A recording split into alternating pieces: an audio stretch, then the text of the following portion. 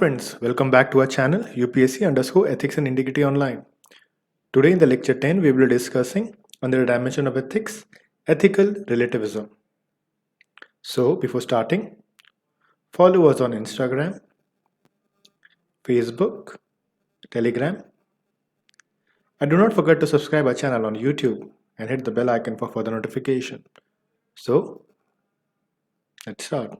We will be discussing the previous lecture, some information.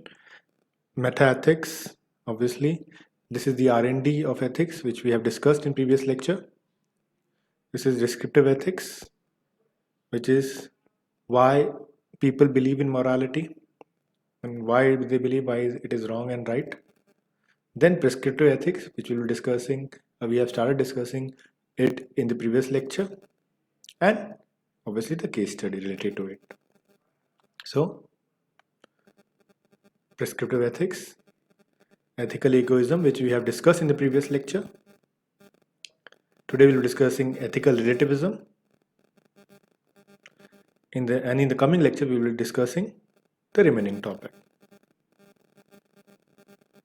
So let's start. Ethical relativism. Basically, what is meant by relative? Comparing two conditions.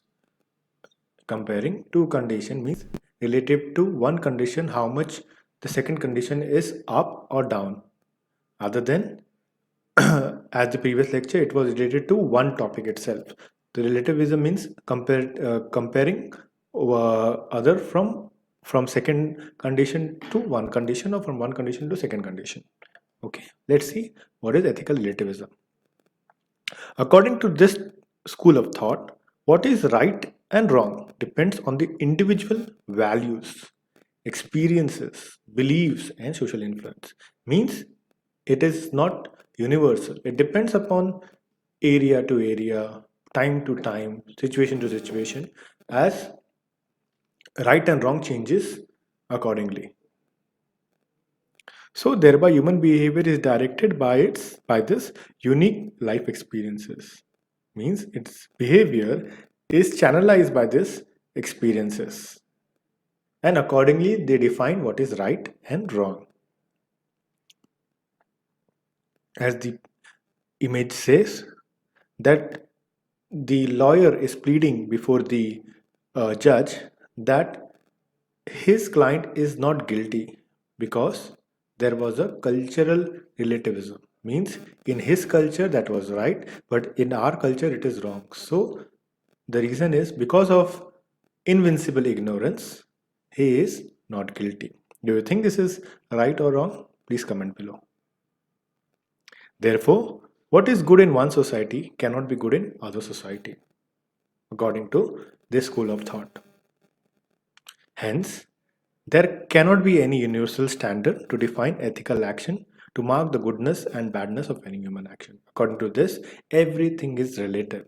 Nothing is constant, universal, or timeless. It changes as time or as area or as space.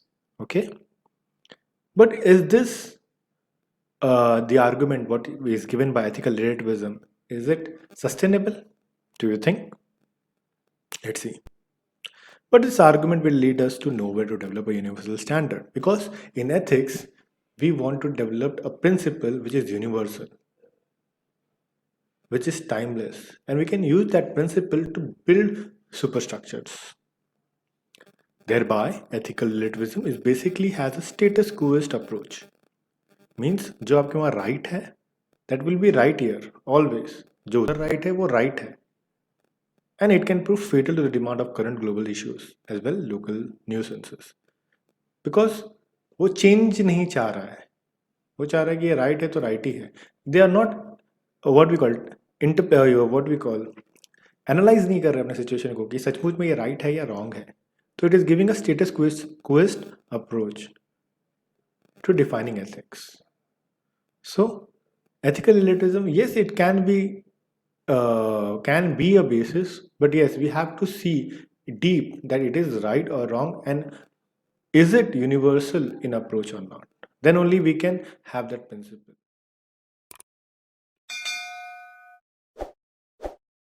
we can have that principle like this. If you see, this guy is also right in his perspective, and this guy is also right in his perspective. So this will lead to nowhere. There will be no constant in the sense there will be no approach which can solve this problem, and it will be very difficult for us. So in ethical relativism, yes, they are right, but they are not universally right, and it can have a bad effect on a society as a human society to progress in this globalized world. So thank you for watching. Please subscribe and watch our previous lecture also to get the basis for ethics and integrity. And if you have any doubts or suggestions, please let us know. So thank you and have a nice day.